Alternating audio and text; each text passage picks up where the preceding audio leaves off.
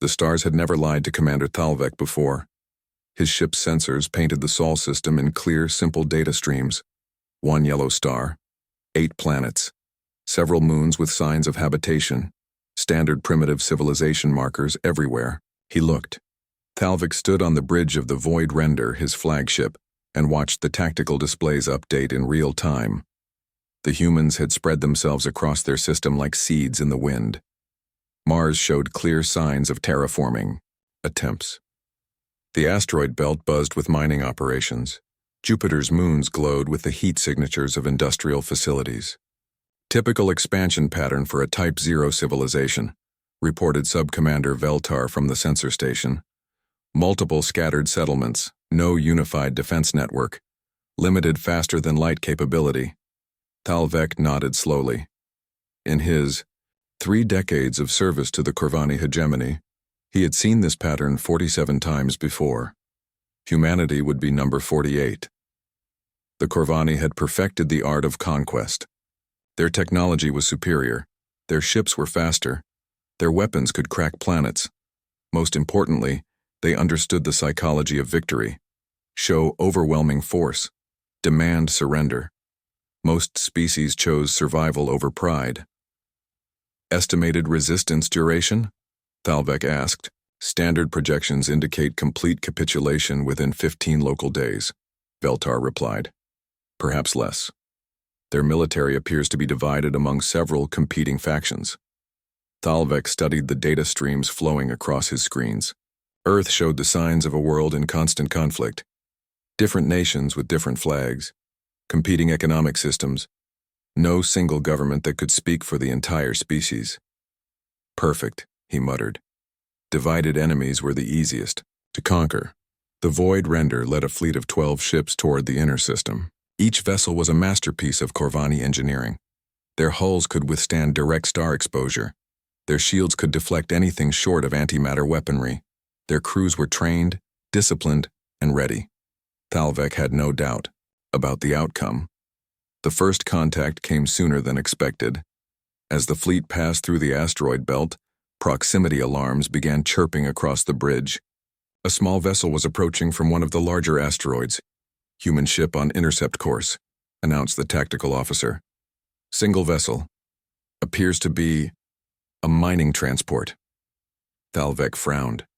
Standard procedure for most species was to hide when a superior fleet appeared. Running toward the invaders was either incredibly brave or incredibly stupid. Open a channel, he ordered. The view screen flickered to life, showing the interior of what was clearly a working vessel. Tools hung from magnetic strips along the walls. The air looked thick with dust and metal shavings. At the center sat a human male, maybe 40 years old by their aging patterns. He wore simple work clothes and had the calloused hands of someone who spent his days working with machinery. Greetings, the human said with what appeared to be genuine enthusiasm. I'm Deho, foreman of Mining Station Series 7. Welcome to our system. Are you folks travelers or traders? We don't see many ships with your design configuration. Thalvek stared at the screen. In 47 previous conquests, no one had ever greeted his fleet with a smile. I am Commander Thalvek of the Corvani Hegemony 4th Fleet, he said slowly. You will stand down immediately and prepare for boarding.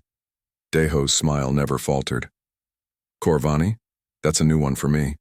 Where are you folks from originally? Your ship design is really impressive. Those hull modifications for deep space travel must have taken some serious engineering. The bridge of the Void Render fell silent. Veltar looked confused. The tactical officer kept checking his instruments as if they might be malfunctioning. Human, Thalvek said with more force. You are addressing a military force of the Corvani hegemony. Your system is now under our jurisdiction.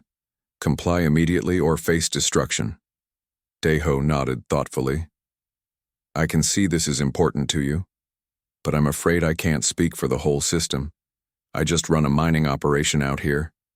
Maybe you'd want to talk to someone from Earth or Mars. They have the folks who handle big picture stuff. He paused, then brightened.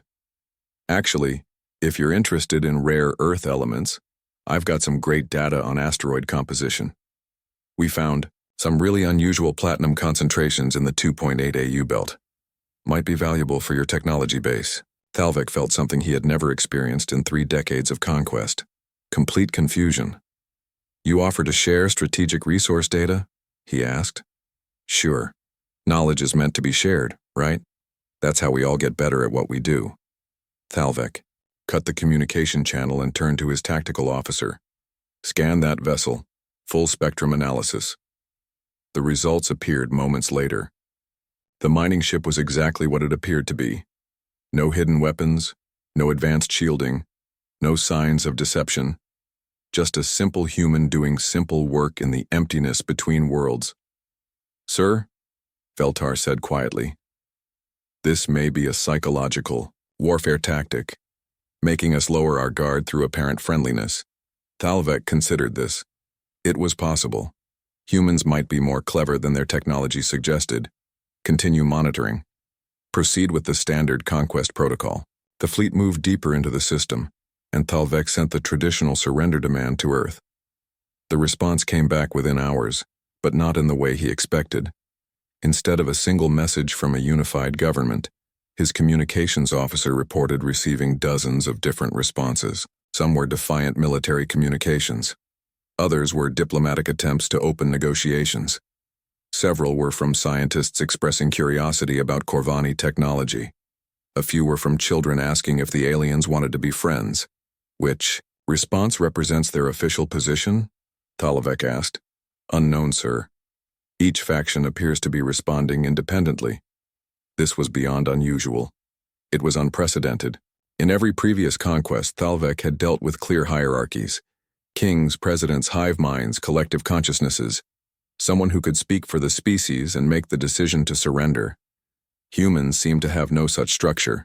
As E2, the fleet moved toward Mars. They encountered more vessels. A cargo transport named Hope's Journey was running supplies between Earth and the outer colonies.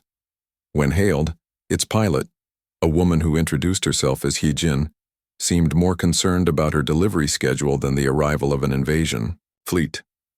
I've got medical supplies for the Luna colonies, she explained over the communication channel. They're dealing with a respiratory infection outbreak. People need these medicines. Your species is facing conquest, Thalvik pointed out. Why do you concern yourself with medical deliveries? Hyojin looked at him as if the question made no sense. Because people are sick. The supplies will help them get better. But you could be destroyed at any moment. Maybe. But if I'm not destroyed, then people who need medicine won't get it.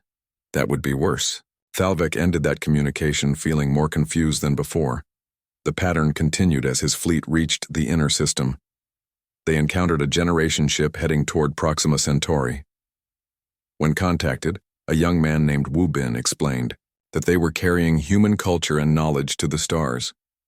Even if something happens to Earth, Wu Bin said, we want to make sure human ideas survive somewhere. You flee from battle, Thalvik observed. No, sir. We left years ago. This is a long-term mission. We're not running from anything. We're running toward something. Toward what? The future. A place where humans can grow and learn and become something better than we are now.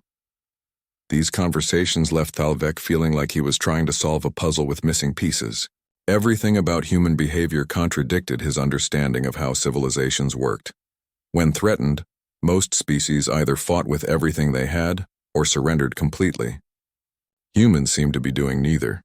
They continued their daily activities as if the arrival of a conquest fleet was just another minor inconvenience.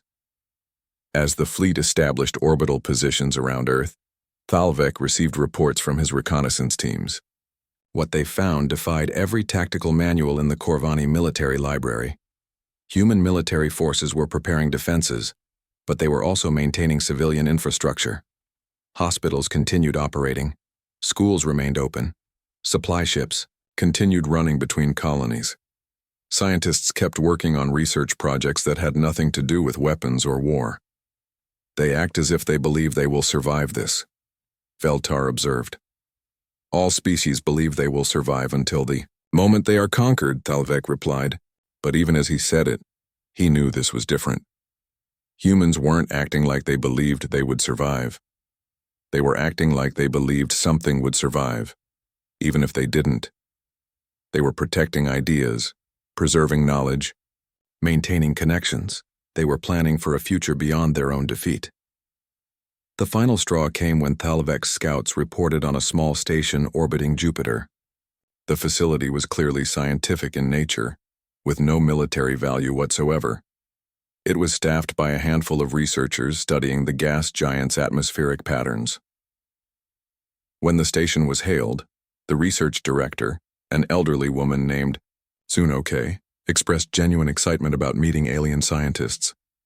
"Your atmospheric processors must be incredibly advanced," she said. "Would you be interested in sharing data?" The attack began at dawn, Earth time. Thalvek had chosen the outer settlements first, following standard Corvani doctrine.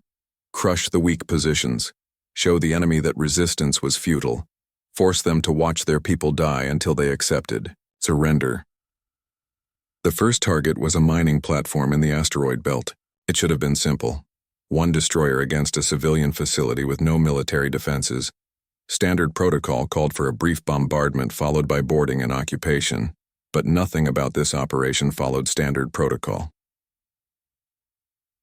The mining platform's shields went down after the first weapons burst, just as expected.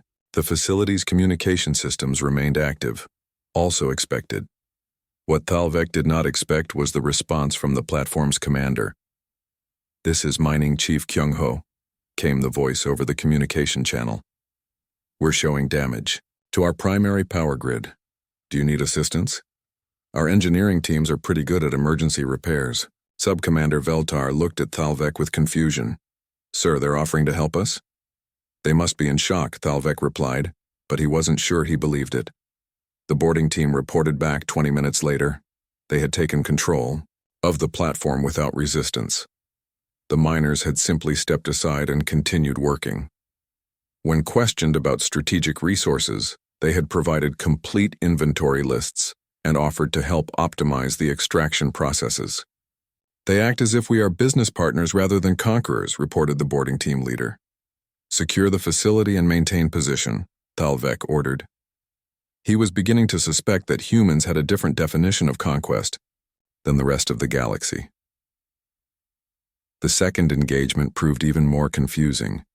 Hyejin's cargo transport Hope's Journey was intercepted near Mars orbit, exactly as planned. The ship's modest shields failed immediately under Corvani weapons fire. The vessel was disabled and ready for boarding within minutes. Thalvek decided to handle this interrogation personally. He wanted to understand what kind of psychological warfare the humans were attempting. The cargo bay of the Hope's Journey was filled with shipping containers marked with medical symbols. Hyejin met the boarding party at the airlock, her hands raised in the universal gesture of surrender. She was a small woman, maybe 30 years old, with the steady hands of someone who spent her life piloting through asteroid fields. "Are you injured?" she asked as Thalvek and his team entered her ship. "I heard weapon discharges. If anyone needs medical attention, I have supplies." Thalvek studied her carefully. "You have been captured by enemy forces. Why do you offer medical aid?" Hyejin looked genuinely puzzled by the question. "Because someone might be hurt, that's what the supplies are for. Explain your cargo," Thalvek ordered. "Medical supplies for the Mars colonies. They're dealing with a respiratory infection that's hit the children pretty hard. The medicines I'm carrying should help reduce the symptoms and prevent complications." Thalvek gestured for his technical specialist to scan the containers.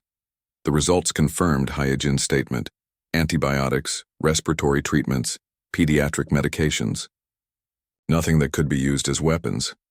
"This cargo has significant value," Thalvek observed. "Why risk transporting it during a military conflict?" "Because kids are sick," Hyejin said simply. "The medicines won't help anyone sitting in a warehouse on Earth. You could have delivered these supplies before our fleet arrived.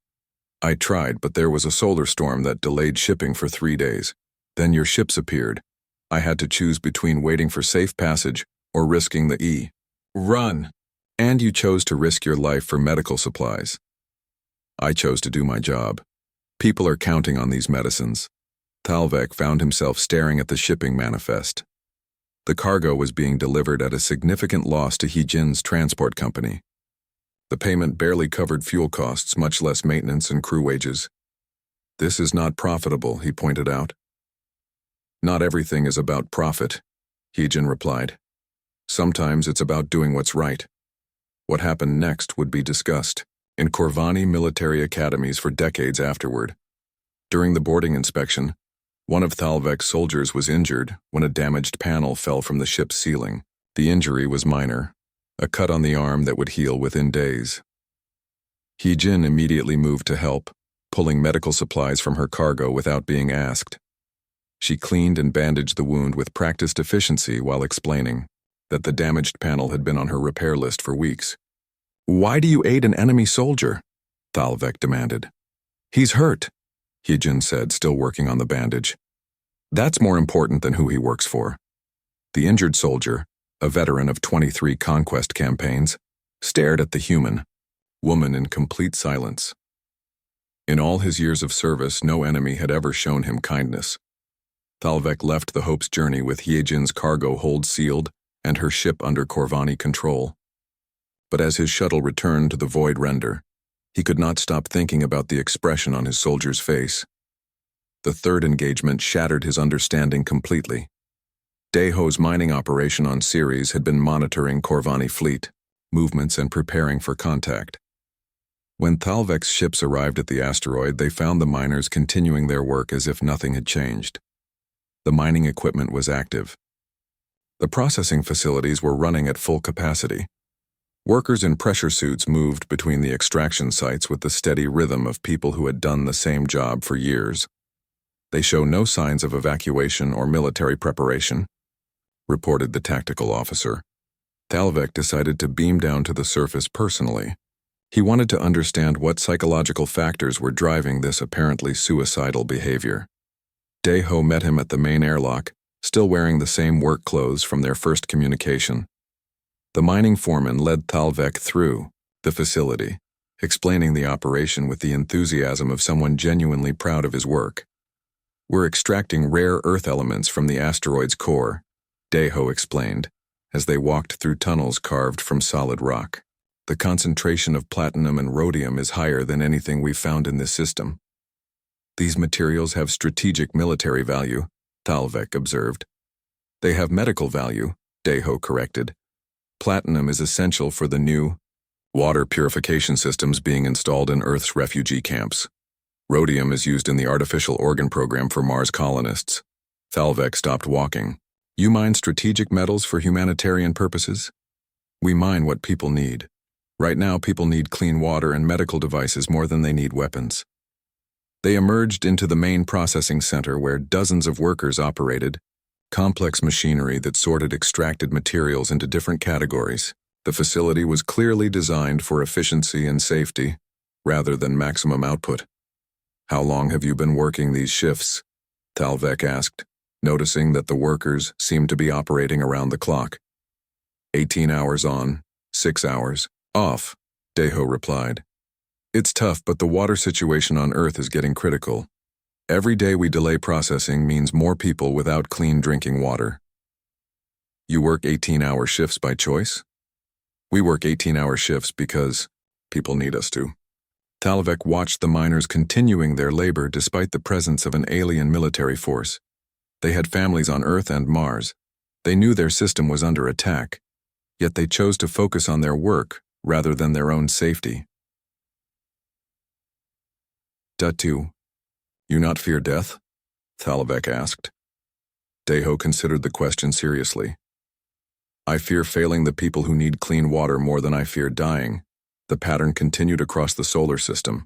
Every engagement revealed the same incomprehensible human behavior.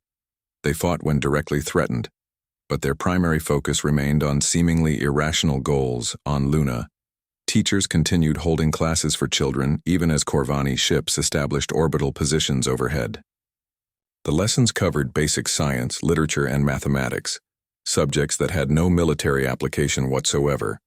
In the Jupiter system, researchers on Europa continued their studies of the moon's subsurface ocean. When questioned, they explained that understanding how life could exist in extreme environments might help future colonization efforts. The Generation ship heading toward Proxima Centauri maintained its course and continued transmitting cultural broadcasts back to Earth. Music, poetry, art, and stories flowed across space even as their home system faced conquest. Young Wubin, the ship's communications officer, sent a personal message to Thalvek's fleet that would be preserved in Corvani archives forever. "We know you're probably wondering why we're not turning back to help fight. The answer is simple. We're not running away from anything. We're carrying something forward. Human ideas, human dreams, human hopes for the future. Even if Earth falls, even if Mars falls, even if everything we've built is destroyed, we'll still be out here. We'll still be human. We'll still be reaching for the stars." Thalvek found himself returning to the Bridge of the Void Render each day, with more questions than answers. His fleet had achieved every tactical objective. They controlled orbital space around all major human settlements. They had captured key resource installations and transportation hub. By every measure the Corvani used to define victory, the conquest was proceeding perfectly, yet Thalvek felt like he was losing something. The assault on Mars began exactly 72 hours after the outer settlements had fallen. Thalvek had given the human government time to consider surrender. They had refused, though not in any way that made sense to Corvani military doctrine. Instead of a unified rejection from a central authority, he had received hundreds of individual responses. Some were defiant, some were diplomatic. A few were scientific inquiries about Corvani technology. Several were invitations to cultural exchange programs. One message, from a child named Minho in the Mars colonies, had asked if the Corvani wanted to see his drawings of spaceships. "Begin orbital bombardment of military targets," Thalvek ordered, trying to push the child's message from his mind. The Mars colonies had been built into the planet's crust, using natural cave systems and artificial tunnels to protect against radiation and atmospheric storms. The human settlements were well designed for survival in a hostile environment, but they were not built to withstand military-grade weaponry. The first bombardment disabled the colony's shield generators. The second destroyed their communication arrays. The third opened breach points for the landing force. "Resistance is minimal," reported the ground assault commander. "Most military personnel have withdrawn to the deep levels. Civilian populations are cooperating with evacuation procedures. Standard protocol called for securing strategic locations first. Command centers, power plants, manufacturing facilities, data storage units." The Corvani landing force moved through the colony's upper levels with practiced efficiency. What they found in the lower levels changed everything. The largest facility in the Mars colony was not a military installation or government center. It was an agricultural research station that covered several square kilometers of underground space. The hydroponic gardens were maintained by a staff of scientists, engineers, and technicians who had refused to evacuate. Among them was Soon Ok, the research director Thalvek had spoken with weeks earlier. "I thought you were studying Jupiter's atmosphere," Thalvek said when his soldiers brought her to the temporary command post. "That was a different Soon Ok," she replied with a slight smile. "I'm an agricultural engineer.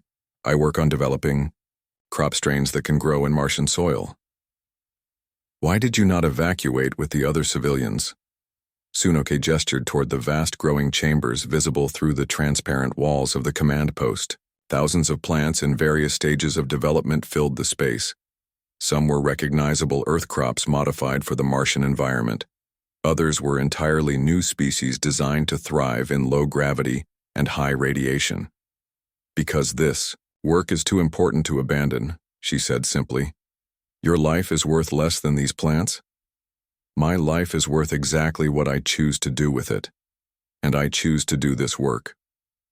Thalvek studied the research facility's database records. The Thai agricultural project had been running for 15 years. The goal was to develop sustainable food production that could support both Mars colonies and Earth's growing population. The research had applications for terraforming, space exploration, and feeding billions of people across multiple worlds. This research could take decades to complete, he observed. "Probably longer," Sunok agreed. "Maybe generations. But every year we delay means more people go hungry. You will not live to see the final results. Neither will you. Neither will your children, probably." But someone will, and when they do, they'll be able to feed people on worlds we haven't even discovered yet. The conversation was interrupted by reports from the colony's medical center. Corvani soldiers had been injured during the assault, not from enemy fire, but from unfamiliarity with the colony's layout. Some had fallen into maintenance shafts. Others had been hurt by automated systems they didn't understand. The colony's medical staff, led by a doctor named Ji Young, had immediately begun treating the injured Corvani soldiers alongside wounded human civilians. "They are caring for our wounded," reported the field medic with obvious confusion. Thalvek went to the medical center personally. He found Ji Young working on a Corvani soldier who had suffered burns from a damaged power conduit. The human doctor worked with steady concentration, applying advanced burn treatments while explaining the procedure to a Corvani medic. "Your anatomy is similar to ours," Ji Young explained as she worked. "The main difference is that your tissue regenerates faster, so we need to be careful not to over-treat the damaged areas." "Why do you help enemy soldiers?" Thalvek demanded. Ji Young looked up from her patient. "They're hurt. That's enough. We are invading your home." "Yes. And when you're done invading, some of you will still be injured. Some of my people will still be injured. Being hurt isn't about politics." She returned to her work, carefully sealing the burns and monitoring the soldiers' vital signs. "Besides, this is good learning for both our medical teams. Your people have some interesting biological adaptations. Our people have developed some new treatments for low-gravity injuries. Knowledge exchange benefits everyone." The Corvani soldier being treated watched the human doctor work with an expression Thalvek had never seen before. It was not fear or hatred or even resignation. It was something closer to wonder. "She saved my life," the soldier said quietly when Ji Young moved to the next patient. "She is required to provide medical care as part of the occupation agreement," Thalvek replied, though no such agreement actually existed. "No, sir. She chose to. When I was brought in, she could have let me die. Instead, she worked for 3 hours to stabilize my condition. She used expensive medicines from their emergency reserves. She didn't ask permission from anyone." Thalvek left the medical center feeling like the ground had shifted beneath his feet. In 47 previous conquests, enemy medics had either fled, hidden, or been captured while attempting to treat only their own people. They had never volunteered to save Corvani lives. The reports continued to arrive from across the Mars colony, each one more incomprehensible than the last. The colony's children had been evacuated to the deepest shelter levels, where teachers continued holding classes as if nothing had changed. The lessons covered basic science, mathematics, and literature.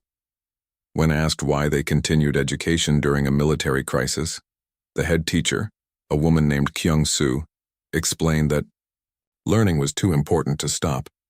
"The children need to understand the world around them," she said. "They need to know how things work, why things happen, and how to solve problems. That doesn't become less important during a crisis. It becomes more important." The colony's communication center had been captured intact, but the technical staff continued operating the equipment. Instead of military communications, they were maintaining connections between separated families, coordinating medical supplies, and transmitting research data to other human settlements. "Do you not understand that you have been conquered?" Thalvek asked the communication chief, a young man named Dong Hyun. "I understand that soldiers with better weapons have taken control of our colony," Dong Hyun replied. "But that doesn't change the fact that people need to stay in touch with each other. These communications could be used to coordinate resistance against our forces." "They could be, but they're not. They're being used to make sure a sick child on level 7 can talk to her grandmother on Earth. They're being used to send agricultural data to the food production centers. They're being used to maintain the connections that make us human."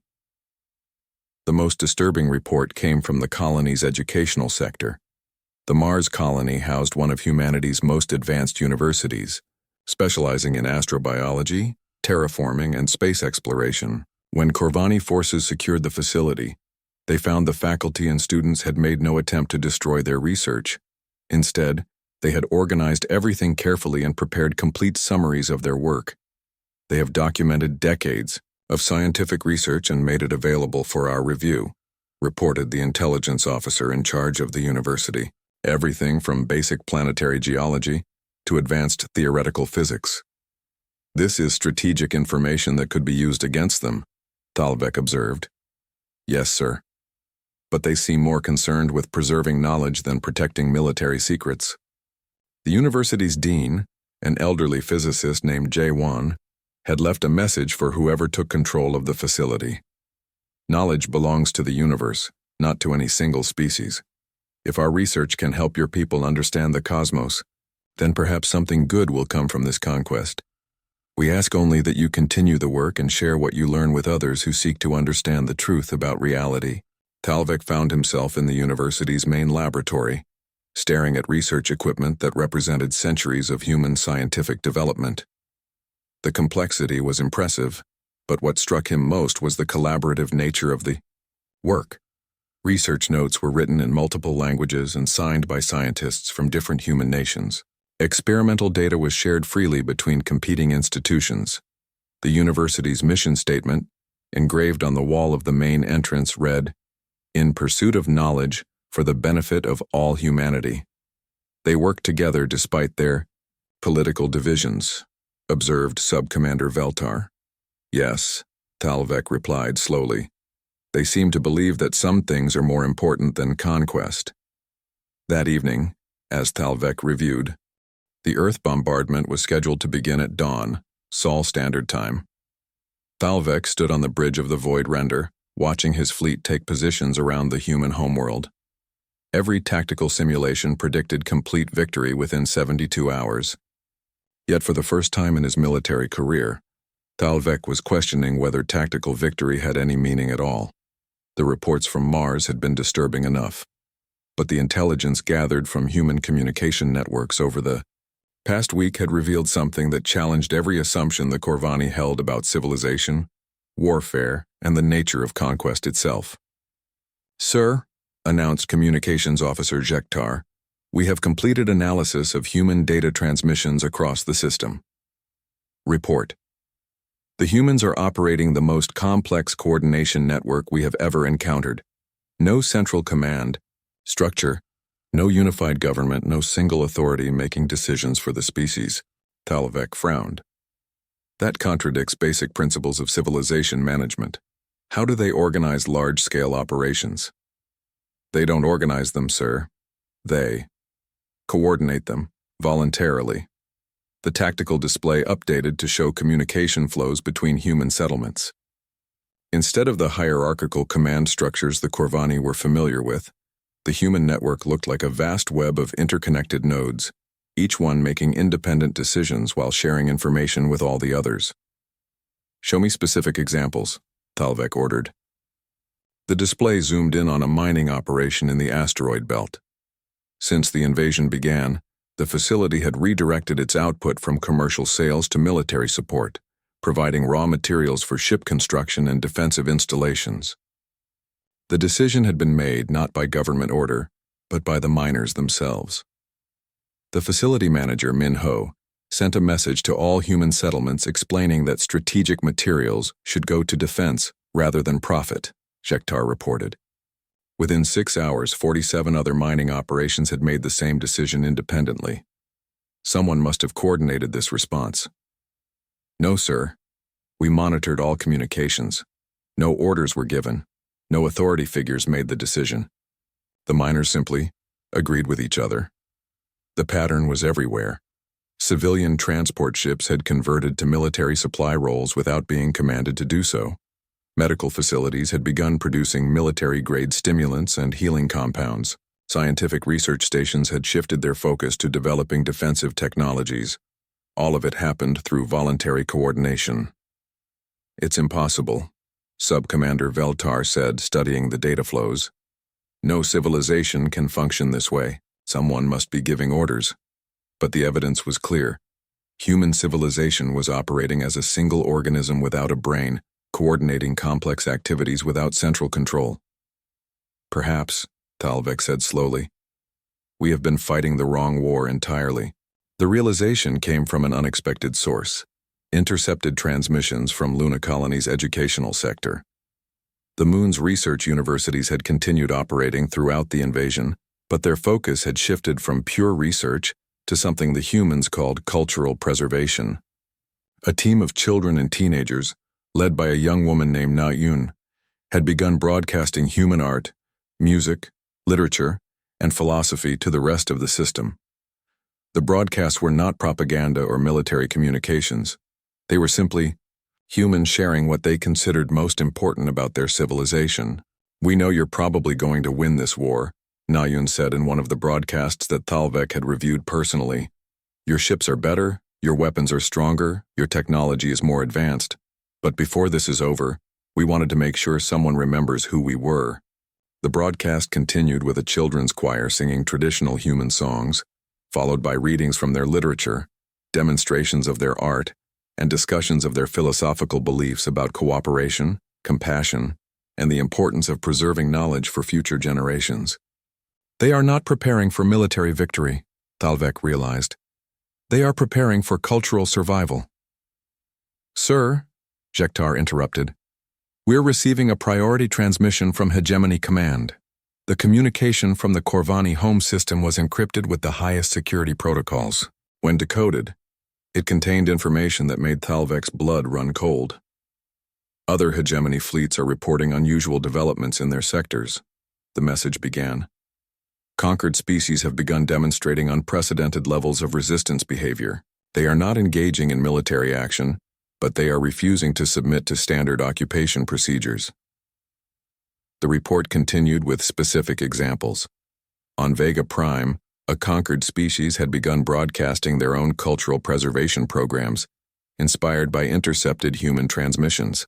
On Kepler 442b, another conquered world had started voluntary coordination networks, similar to what the humans were using. Most disturbing of all, several conquered species had begun asking questions about Corvani culture and values that their occupying forces found impossible to answer. "The humans are teaching other species to resist," Veltar observed. "No," Thalvek corrected. "They are teaching other species that resistance is possible." The difference was crucial. The humans were not spreading military tactics or weapons technology. They were spreading ideas about dignity, self-determination, and the value of preserving what made each species unique. Ideas were proving more dangerous than any weapon. "Sir," the communications officer announced, "we're receiving a direct transmission from Earth's surface, multiple sources, coordinated timing. On screen." The view screen filled with dozens of faces from across Earth's surface. Men, women, children, elderly people, representatives of every human culture and nation. One of them, a middle-aged man identified as Sejin, spoke for the group. "Commander Thalvek of the Corvani hegemony," Sejin began, "we know you're preparing to attack our homeworld. We understand that you have superior military capabilities, and that we cannot prevent you from conquering our planet." Thalvek waited for the surrender offer that usually followed such statements. "However," Sejin continued, "we want you to understand what you will be conquering. Not just a planet, not just a species, but an idea about how intelligent beings can choose to live." The transmission continued with a presentation that lasted over an hour. Humans from every continent and culture explained their civilization's core values. They talked about cooperation without coercion, progress through voluntary coordination, and the belief that knowledge and compassion were more valuable than power and conquest. "We are not asking you to spare us," Sejin concluded. "We are asking you to understand what you are destroying. And we are asking you to consider whether the galaxy will be better or worse without these ideas in it." The transmission ended, leaving the bridge of the Void Render in complete silence. "It's psychological warfare," Veltar said finally. "They're trying to make us doubt our mission." But Thalvek was beginning to suspect that it was something else entirely. The humans were not trying to change Corvani behavior through manipulation or deception. They were simply presenting their values clearly and asking the Corvani to make an informed choice about what kind of universe they wanted to live in. "Sir," the tactical officer announced, "all ships report ready for planetary bombardment." Thalvek stared at the blue and white planet turning slowly beneath his fleet.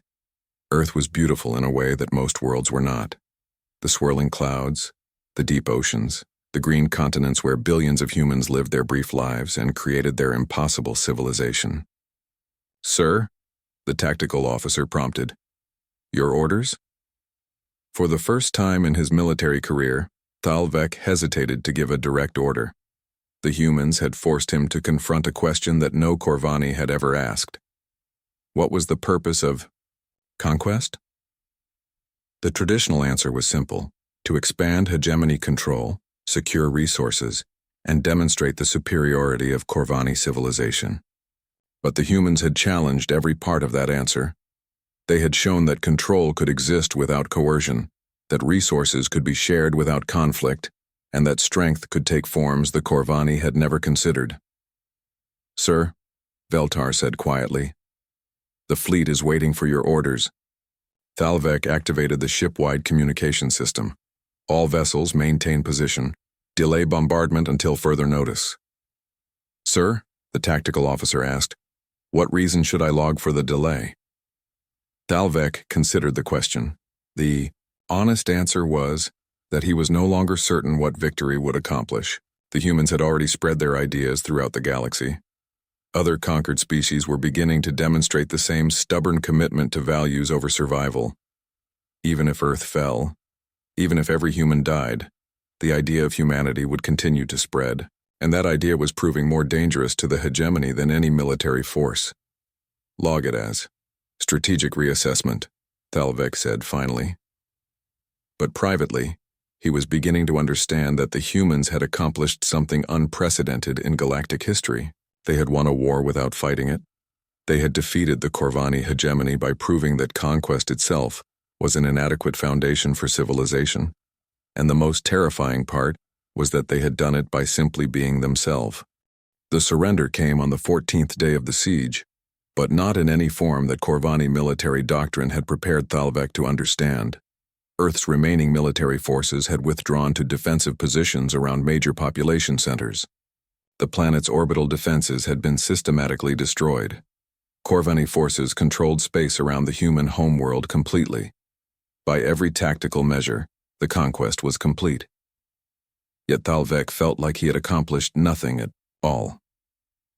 The formal surrender document was transmitted from Geneva, Earth's diplomatic center. It was signed by representatives of every major human nation and organization. The language was clear and legally binding according to standard galactic conquest protocols.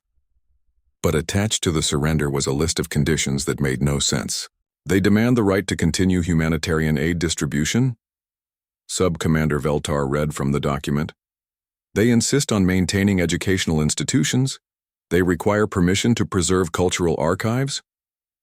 "These are not typical surrender terms," Thalvek observed. "No, sir. Most conquered species ask for basic survival rights: food, shelter, medical care. The humans are asking for the right to remain human." Thalvek studied the surrender document more carefully. The humans were willing to accept military occupation, economic reorganization, and political integration into the hegemony, but they insisted on maintaining their schools, their hospitals, their libraries, and their research institutions. They were surrendering their freedom while refusing to surrender their values. "Accept their terms," Thalvek ordered. "Sir?" "Accept their surrender as written. All conditions approved." Veltar looked confused but transmitted the acceptance to Earth's diplomatic centers. Within hours, the strange process of occupying a world that had surrendered but not submitted began in earnest. Corvani administrative teams found themselves working alongside human bureaucrats who continued performing their jobs as if nothing had changed. Schools remained open, hospitals continued operating, and research facilities kept pursuing long-term projects that had nothing to do with military occupation. The most disturbing reports came from Seoul, where a teacher named Dong Hyun had converted the basement of a bombed school into an underground classroom. Despite the destruction above, he continued teaching children about science, mathematics, and literature. "Why do you persist with education during military occupation?" asked the Corvani administrator assigned to oversee the school system. "Because children need to learn." Donghyun replied simply. They need to understand how the universe works, how to solve problems, and how to think for themselves. Conquest doesn't change that. Your species has been defeated. These children will grow up under hegemony rule. Then they need education even more. They'll need to understand both their own culture and yours. They'll need to find ways to bridge different ways of thinking. They'll need to become the kind of people who can make the future better than the past. Similar conversations were happening across Earth's surface. Human workers continued their jobs. Human artists kept creating. Human scientists pursued their research. They had accepted defeat while refusing to be conquered. The pattern extended beyond Earth itself. On Mars, the agricultural research programs continued under Corvani oversight. Sunoke worked with Corvani botanists to develop crop strains that could feed both human and Corvani populations. Your people have interesting approaches to genetic modification, she told the Corvani research team. If we combine your techniques with our environmental adaptation methods, we might be able to develop plants that can grow on dozens of different world types. The Luna colonies maintained their cultural broadcasting programs. Na Iyun and her team continued transmitting human art, music, and literature throughout the system, but now they included Corvani cultural elements as well. We're trying to understand your poetry, Na Iyun explained to her Corvani cultural liaison. It's very different from ours, but there are patterns that suggest similar emotions. Maybe if we share our approaches to expressing feelings, both our peoples can learn new ways to communicate.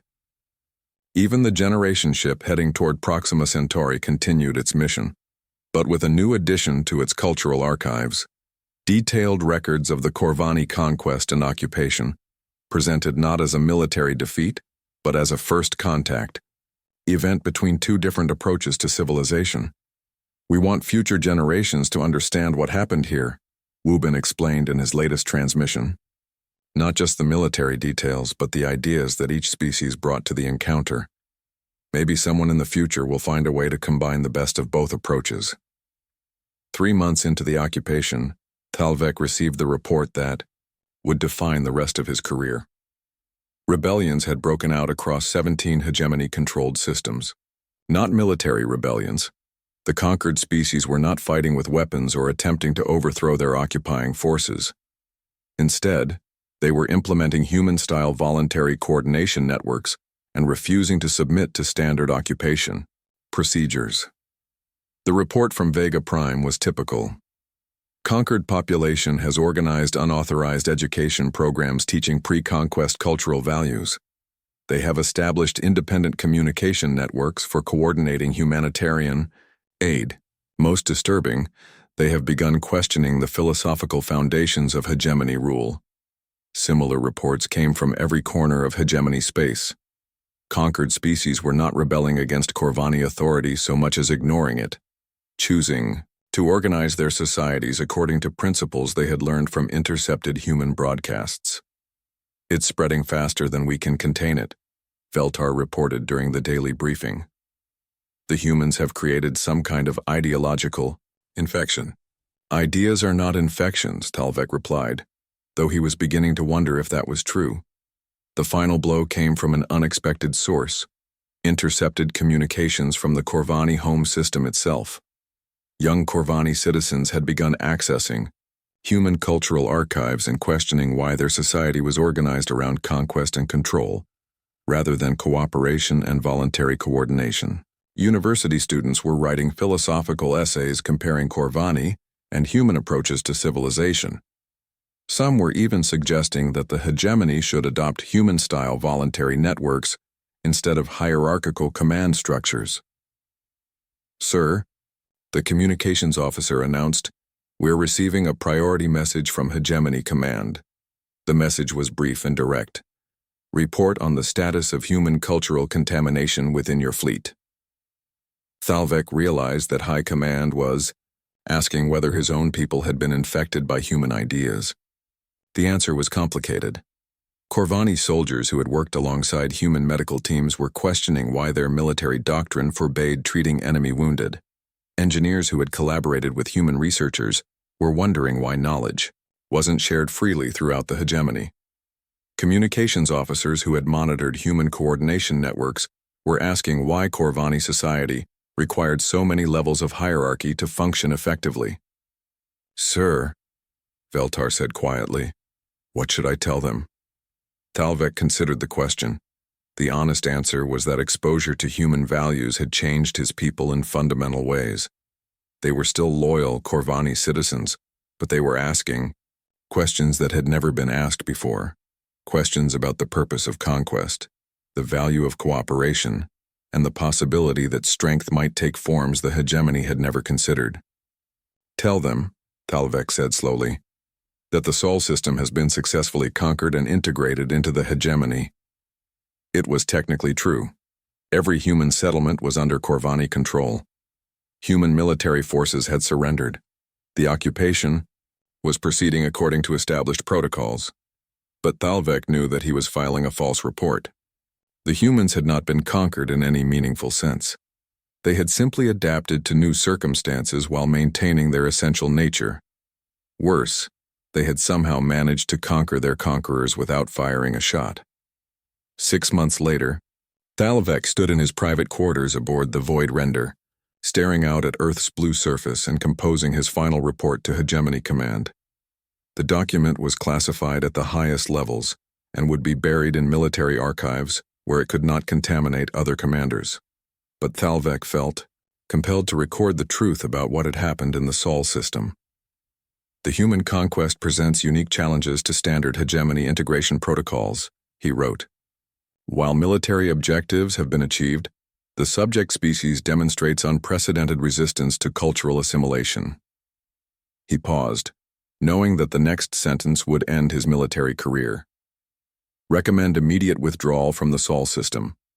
Human ideological frameworks pose an existential threat to hegemony organizational principles." The recommendation was both a military assessment and a personal admission of defeat. Thalvek had conquered humanity and discovered that victory was meaningless when your enemy fought for ideas rather than territory. He sealed the report and prepared it for transmission, knowing that it would be ignored or suppressed by the High Command. The hegemony could not afford to acknowledge that conquest had limitations, that some victories were actually defeats, or that strength could take forms they had never imagined. But as he prepared to transmit the report, Thal